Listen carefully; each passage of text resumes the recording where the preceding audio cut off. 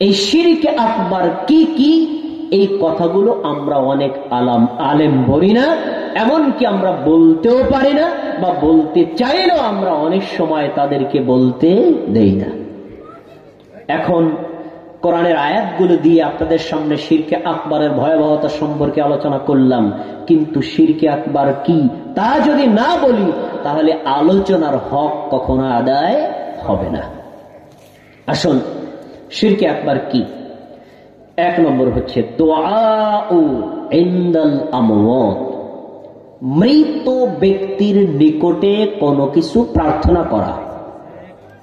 আবার শোনেন, মৃত ব্যক্তির নিকটে কোনো কিছু চাওয়া। এই কথাটা ভালোভাবে বুঝতে হবে। ধরেন আমার বাবা মারা গেছেন, আমি আমার বাবার কবরে গেলাম।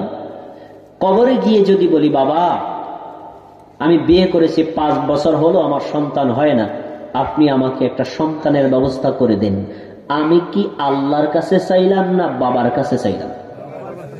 মানে মৃত ব্যক্তির নিকটে চাইলাম। এইটা শিরকে আকবার। ঠিক আমি আমার বাবার কবরের কাছে গেলাম, গিয়ে বললাম, আল্লাহ আপনি আমার বাবার কবরের আযাব মাফ করেন।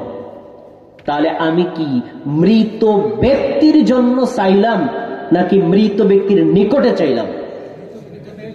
পার্থক্য অনেকে বুঝতে পারেননি। মৃত ব্যক্তির নিকটে চাওয়া শিরকে আকবার, আর মৃত ব্যক্তির জন্য চাওয়া হালাল।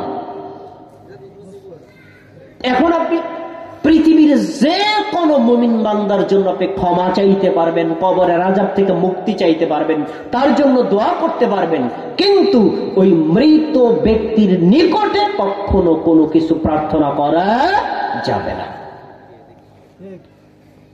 দুআউ ইনদাল আমওয়াত, মৃত ব্যক্তির নিকটে চাওয়া। এবার আপনাদের কাছে প্রশ্ন, বাংলাদেশে এমন কোন জায়গা, এমন কোন কবর, এমন কোন মাজার, এমন কোন দরগা নাই যেখানে মৃত ব্যক্তির নিকটে চাওয়া হয়? নাই? নাই? আমি নাম বলবো না, তাহলে আপনি কষ্ট পাবেন। আমি তো মাদারীপুরের সন্তান, আবার আপনারা হলেন এই রাজৈর উপজেলার লোক।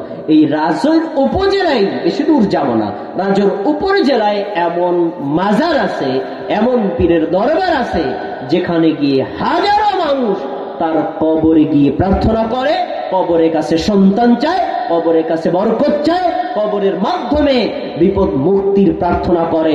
এমন জায়গা আছে না নাই? তার মানে এইটাকে আমরা বলতে পারি ঈমান ধ্বংসের কারখানা। ঈমান ধ্বংসের কারখানা। এটা কি শুধু রাজৈর উপজেলার জন্য খাস না, সারা পৃথিবীতে যে কোনো কবরে গিয়ে, যে কোনো মাজারে গিয়ে, যে কোনো দরগায় গিয়ে কেউ যদি সন্তান চায়, সন্তান প্রার্থনা করে, ছেলে প্রার্থনা করে, মেয়ে প্রার্থনা করে, বিপদ থেকে উদ্ধারের প্রার্থনা করে, ওই কবরস্থ ব্যক্তির নিকটে চায়, ওই লোকটার নাম 14 বংশ পর্যন্ত মুসলমান হলেও আল্লাহর দরবারে সে আর কখনো মুসলিম থাকতে পারে না। এটা শিরকে আকবার। তাহলে আমরা বুঝতে পারলাম যে কোন কবরস্থ ব্যক্তির নিকটে কোনো কিছু চাওয়া যাবে।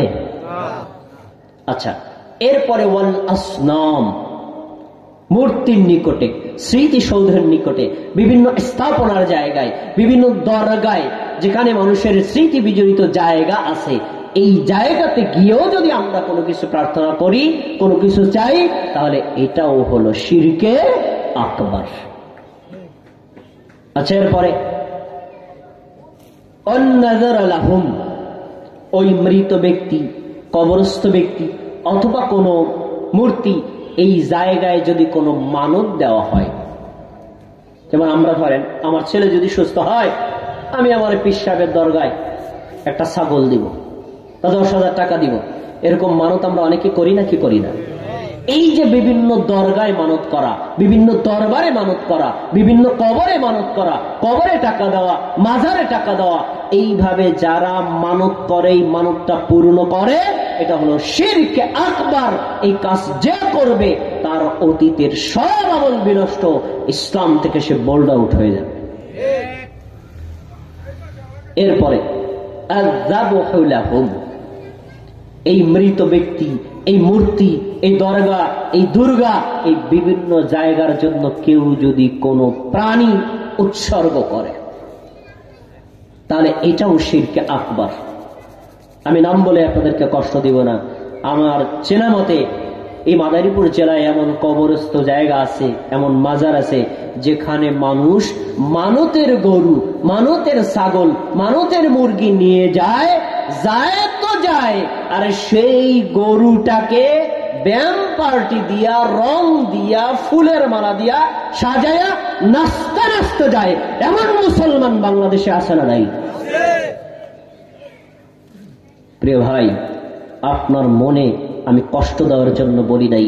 আপনি আপনার এই গরু, আপনার এই ছাগল, আপনার এই মুরগি যখনই ওই দরগায়, ওই দরগায়, ওই কবরস্থ জায়গায়, ওই মাজারে হস্তান্তর করবেন, হস্তান্তর করা শেষ, অতীতের সব আমল আপনার পুরে ছাই হয়ে যাবে। এটা শিরকে আকবার। এই শিরকে আকবার বর্জন করা মুমিনের জন্য ফরজ।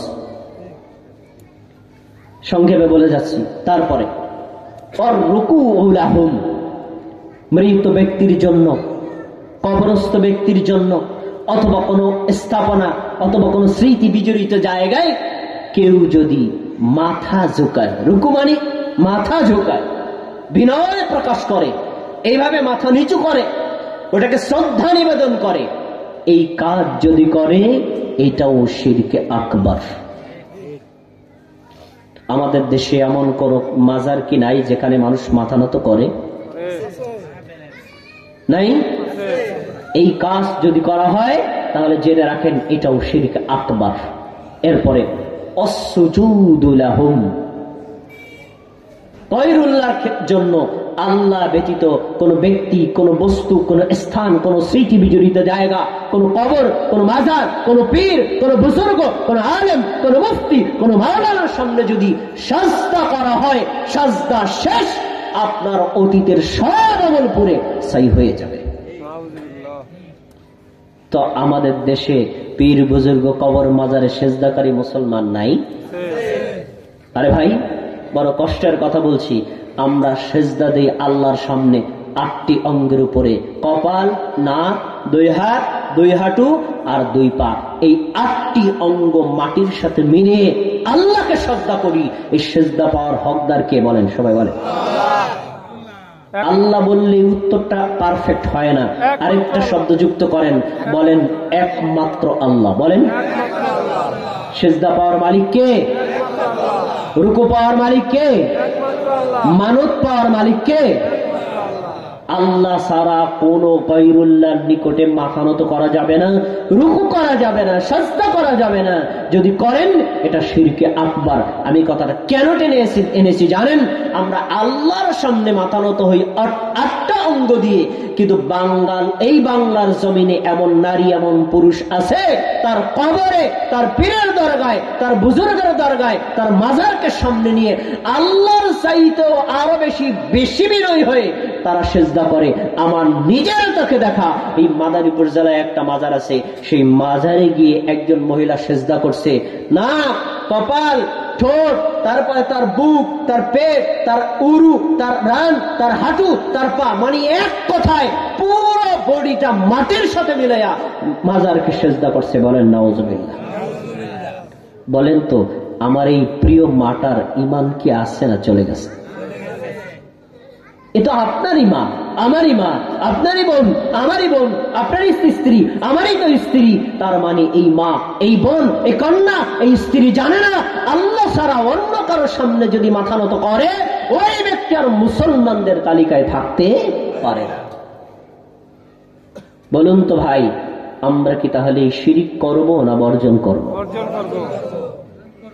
5 ওয়াক্ত সালাত আদায় করা যেমন ফরজ, যাকাত দেওয়া যেমন ফরজ, হজ করা যেমন ফরজ, রোজা রাখা যেমন ফরজ, এই শিরক বর্জন করা তার চাইতে 1000 গুণ বেশি ফরজ।